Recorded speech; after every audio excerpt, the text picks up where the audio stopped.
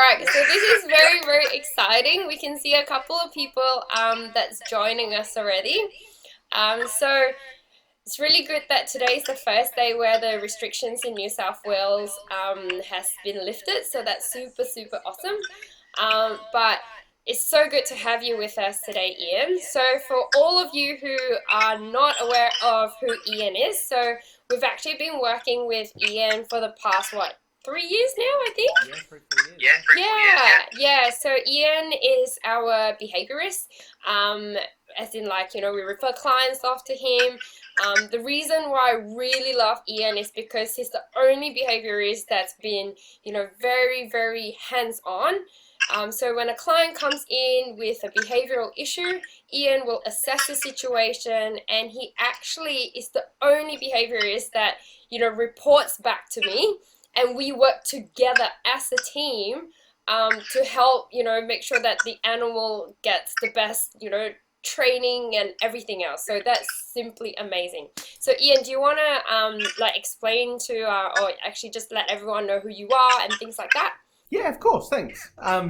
Yeah, like you say, we've been working together a long time now, and I really do believe it takes a team with this sort of thing. Behavior is, it's often misunderstood, and it's not just about training. It's also about the management side, and it's so often driven by what's going on inside the dog, and that's where you guys come in and we work alongside each other.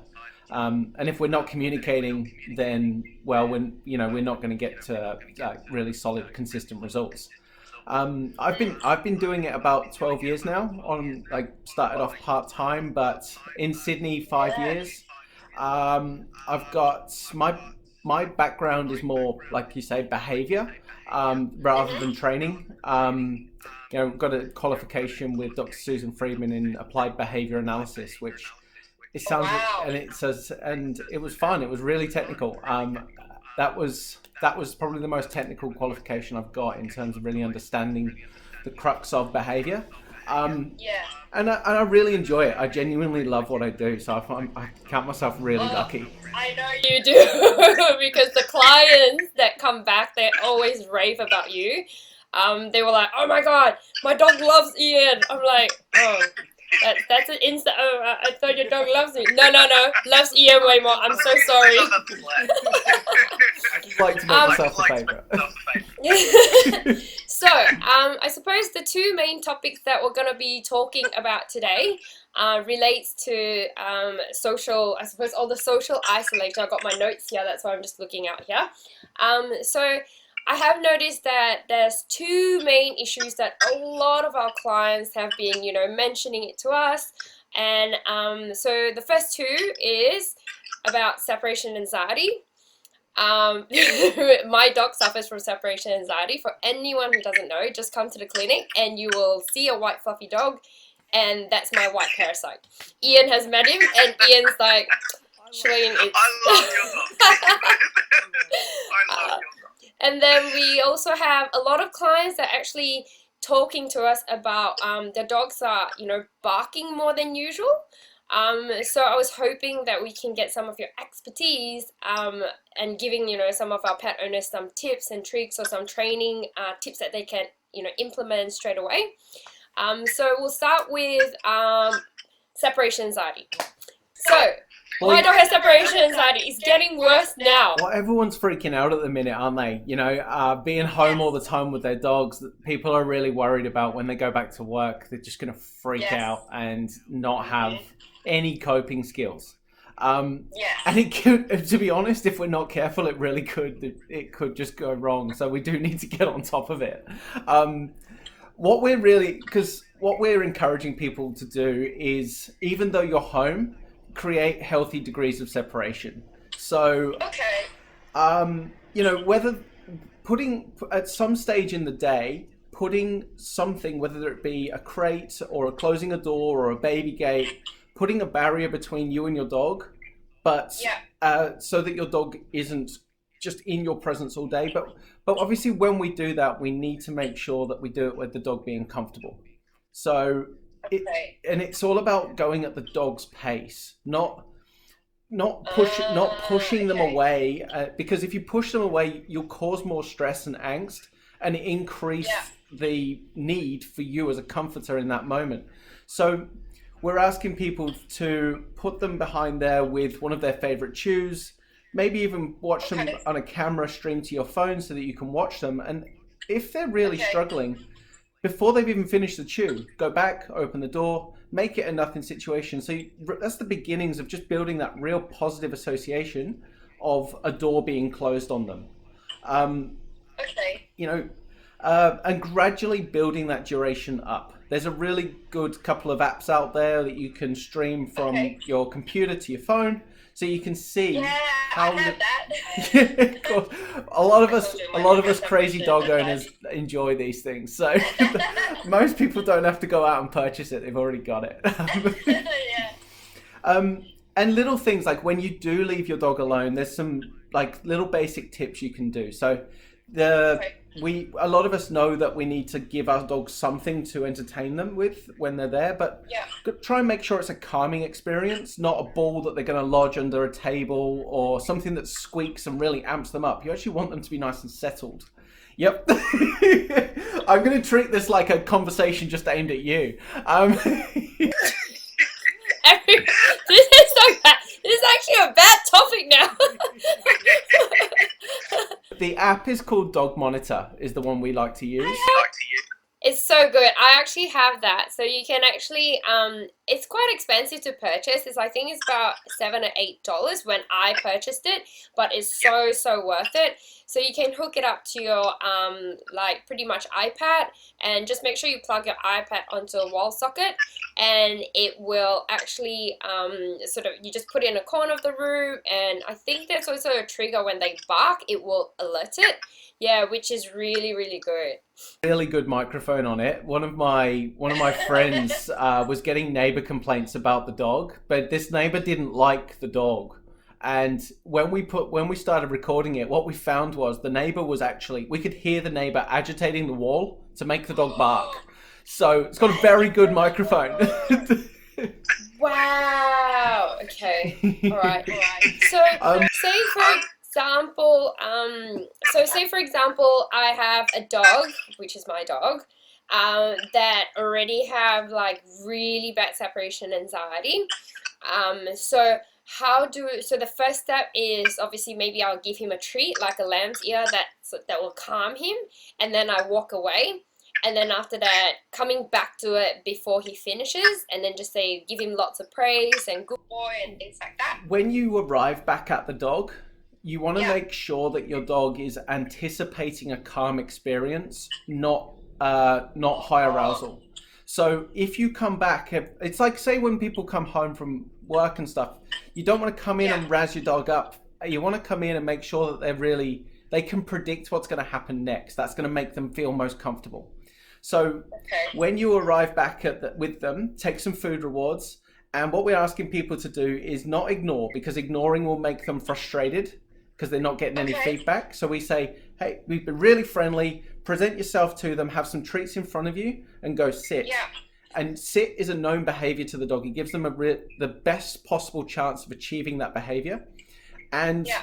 when they're sitting, we're waiting for the bum to hit the floor, the ass to stop wagging, the front paws to stop, the shoulders to stop, the head to stop. Calm behavior more than sitting. And then we use food to actually go, good, thank you. And we start to pay them for calming down. So that the dog really still enjoys you coming in, but is calm about it. Okay, I've been doing everything wrong. Great. We should do more of these sessions. Okay. So what kind of advice can you give to people? Because I have also clients that said, my dog's always with me. I go to the toilet, they go into the toilet with them. There's just no way I can even close the door. Like if I give it a treat, it would like something to chew on, do it literally, follow wherever I go. So how do you start doing, but like what are the first baby steps that people can do for like dogs that are quite like anxious already, or like are very sticky icky with their owners? Call that learnt vigilance. It's where the dog has learnt that it's got to remain vigilant in its environment and stay alert. And that can have some really negative side effects, and the main one being sleep deprivation. Like, most people aren't aware that dogs need about 18 hours a day. So if your dog is following you around all day, it's accumulative. It's like almost like a pressure cooker building up. So by the end of the day, they're just shattered. But because they are actually still okay at the end of the day, they learn, this becomes the learned way of living. And just because we see it a lot, we normalize it, it doesn't necessarily mean it's healthy or optimal. So what we're trying to do is actually encourage people to really focus on making your dog feel safe, settled, and comfortable, and encouraging calm behavior. Because a lot of people put emphasis on trying to tire a dog out. And that, for me, is flawed, because a tired dog is the same as a tired human. It's going to be impulsive and reactive to things and agitated easily, and things that shouldn't bug it will bug it, because tired is grumpy and antisocial. Whereas if the dog feels comfortable and settled, it's relaxed, and it's such a different headspace. So we actually ask people to encourage calm behavior. So when the dog is attention seeking, don't automatically default to, oh, I've got to throw a ball, or I've got to take you for a run. You know, if the dog has had enough exercise that day, got access to water, got access to food, or has been to the toilet recently, ask it to settle. Teach it how to relax. You know, actually ask it to use its bed and encourage it to calm down. The other thing we can do, a really big one, is the toys that we leave out. So there's two types of toy out there, in my opinion. You've got pacifiers and amplifiers. Things that calm the dog down and things that spike the dog when the dog interacts with them. So Squeaky toy, my dog loves exactly, it. of course, because they're highly addictive. He goes into like this eyes like that. Right? And if it was, so happy. is he happy or is he hyper? Hyper happy like me like now. What we're seeing is, because these things fuel the body with adrenaline and dopamine, they actually spike the dog right up, and those chemicals are really addictive. And what we're actually asking people to do is leave out things that dogs can chew and sleep on and relax with. They encourage the dog to do, they're independent, so chewing and sleeping they don't need you for. But most people do leave out amplifiers, things that roll, squeak, they thrash around and bring to you and they destroy. Because they see the dog get really animated and they go, oh, my dog loves this. But if it was a person deferring that way all the time, you go, you're a bit mental, and I need you to calm down. So we ask people to encourage calm behavior in the home, leave out things that calm them down. If you ever want to play with your dog, bring your amplifier out, rev them up. That's so much fun. It's good, it's healthy, but to do it all the time and to be all that the dog knows is a little bit odd. Yeah. And the reason why we say put them away and leave the others out is because, like I say, one's highly addictive. So it's like leaving your phone out next to your book. You can't rely on them to make a good decision. Okay. Yeah. Fair enough. Wow. Okay. So we might have to do a whole new topic about different like good toys for dogs, what are amplifiers, and what will actually soothe them. Because obviously when, as you know, even I'm a vet and I go to a pet shop and all I see is, oh my god, he loves squeaky toys. Oh my god, he loves this like little fluff ball. Oh my god, he likes to tear this rope out and things like that. I've never actually thought about, you know, oh my, will be good for indoor, this will be good for outdoors and things like that. Wow, okay, I'm learning a lot now. These things, don't get me wrong, the dogs do love them, but you know, sometimes we see so many of these dogs like so attached to them that you could literally compare it to an addict. It's like it doesn't know how to cope without it, and everything is great in small proportions, but when you get compulsion, you've got a real big problem. So yeah, everything's got to be. We look at it like that. We like, don't get me wrong. Yeah, I know your dog likes it, but so does an addict like it. Yeah, exactly. Yeah. Okay. Yeah. So the next other big question that everyone, well, I'm also having, and you know this too, is barking. So we have a lot of owners that said, oh my god, I didn't realize, now I'm working from home, everything is just setting my dog off, it's barking. So I suppose, and then, you know, I've got this question where, are dogs allowed to bark, or are they not allowed to bark, or I mean, like, it's kind of weird if you say, oh, you know, dogs are not allowed to bark at all, but then when dogs bark, so Yeah. so tell So me. yeah, absolutely. So we'll try and clear it up a bit. We're seeing a lot of it. It's an increase. And so the main reasons being people being home all the time. Like I said, that they're actually stimulating their dog, being around them all the time. They're keeping them awake longer. So by now, 2 months in, we are seeing the effects of sleep deprivation really kick in. So then the mood Makes shifts. sense. So then they become agitated Yeah, by things that didn't previously bother them. You know, yeah. simple things like while you're home, whereas previously you might have left them to sleep in a quiet room and they got enough sleep. Now we're like, oh, and just want some airflow through the house. The back door's open, or the front door might be open, or the front window, and they've got access to these trigger points that they maybe never had And before. walk them every 2 hours. Yeah, so that's what people do. You see, they go, oh my god, my dog is so agitated around the house. I've got to tire him out, and we're saying no. You've got to go, mate. You're knackered. You're tired. You need to actually limit it a little bit and go, mate. Learn how to settle down and relax. Because if you take them out and add, it's like throwing fuel on the fire. You're gonna get them more worked up and more overstimulated. Hyperarousal is the biggest problem we work with in Sydney because the city's full of stimulants. So barking, obviously it's a natural behavior. It's really got to use your best judgment. Okay, if your dog is barking because it's somebody at the door, like I don't know many dogs that don't. You know, that's sure it might shit you a little bit, but it's pretty normal. But if your dog doesn't stop barking after the doorbell's been rung for 15 minutes, then you got a problem. You know, if your dog barks because something obvious triggered them from outside, not a problem. But if your dog is barking because somebody walked past, like That's my dog. yeah, That's my dog. so or like a car fires off in the distance, you know, it shouldn't be agitated by a stimulus that mild. So you've got to apply context. And that comes, a lot of barking issues actually come down to management of environment. So we do see the world differently to them. We label things, we put names on it like tables, chairs, balconies, front yards, kitchens. They see it as space and learnt association. So if I see my dog peering off the edge of the balcony for more than 30 seconds, or like a human, I go, that's a bit weird, what's going on outside? But if it's a human, I'll go, what is it? But for my dog, I'll go, come inside, mate. You ain't going to be able to do anything about it anyway.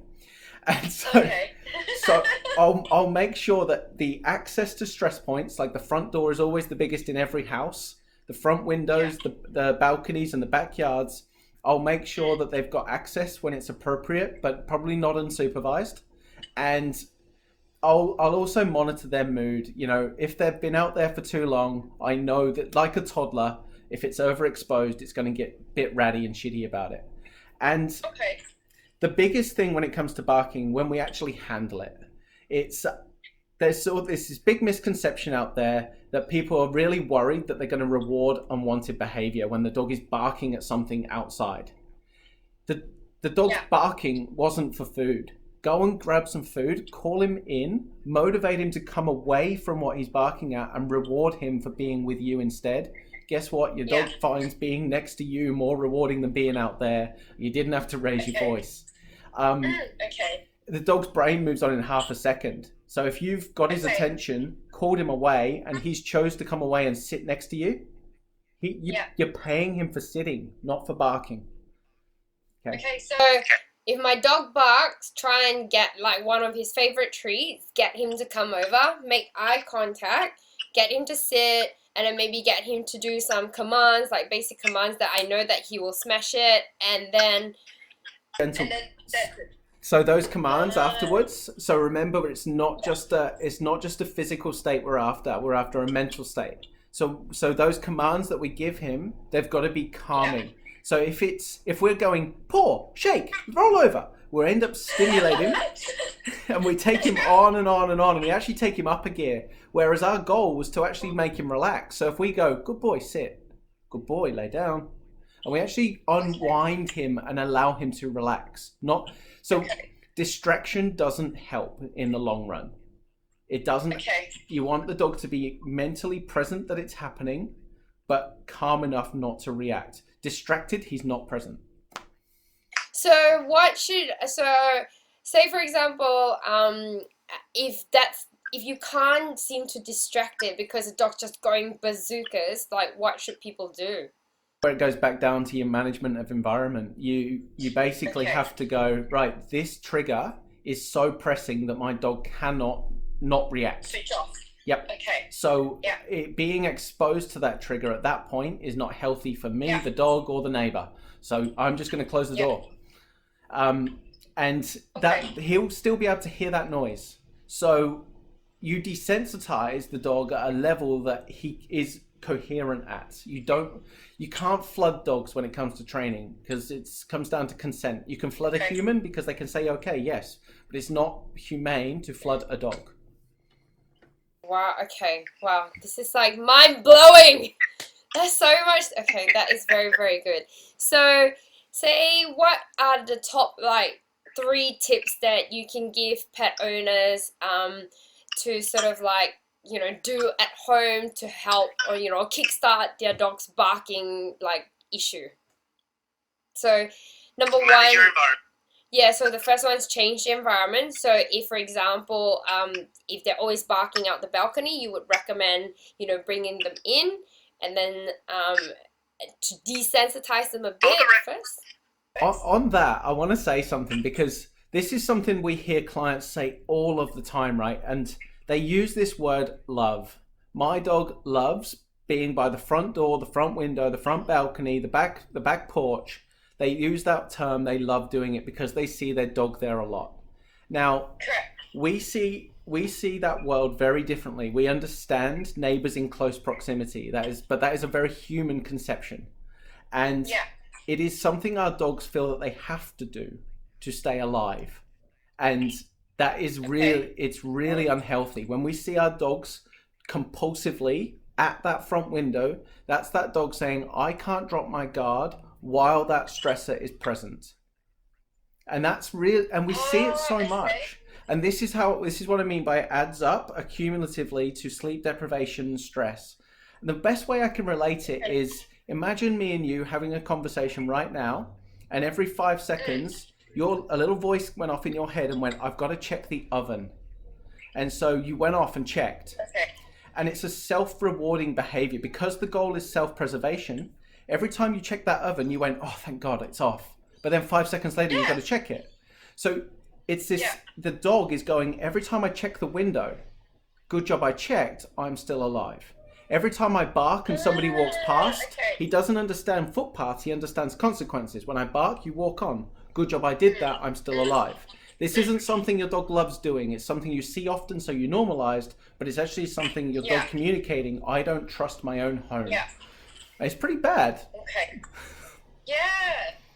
So I suppose that's why it's very important to train to ensure that dogs or puppies have like a very good start in life. And I find that a lot of people, you know, underestimate the power of like good dog training from the get-go.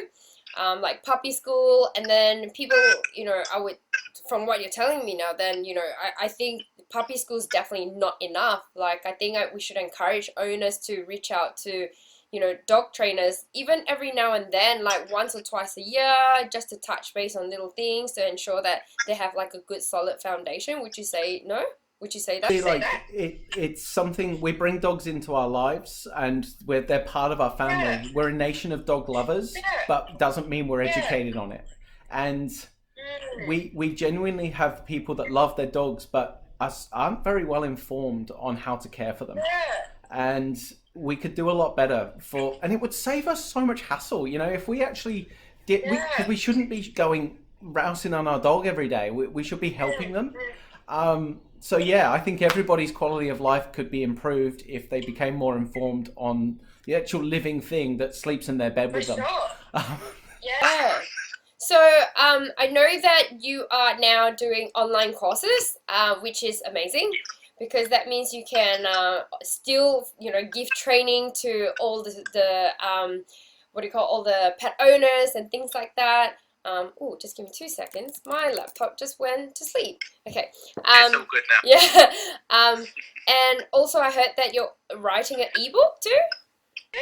Yeah, so we are hosting, because of COVID, we're hosting all of our initial consultations in on this platform, Zoom. We are now at stage 1 of this roadmap that the government's talking about. We are now meeting people in public, provided that they can meet certain criteria, and that we're not compromising the welfare of the dog. And stage 2, we will be going, but hopefully at stage 2 we'll be resuming normal practice as well. Yay! Yeah, I know. I can't wait to actually go and do my job again. And we've got the first ebook. So we're going to be releasing 3 or 4 ebooks this year, as well as a load of training videos. The first one is on how to house train your dog. So really basic topic, but obviously one that a lot of people struggle with. Yes. So, so how can our viewers or our clients get in touch with your ebook or with your online training? How do they get that? The best way is probably on our website, bondobehaviorist.com. But we've also got the Facebook page, obviously our Instagram, YouTube channel, and even a podcast called The Healthy Dog Pod. Perfect. So that's super, super amazing.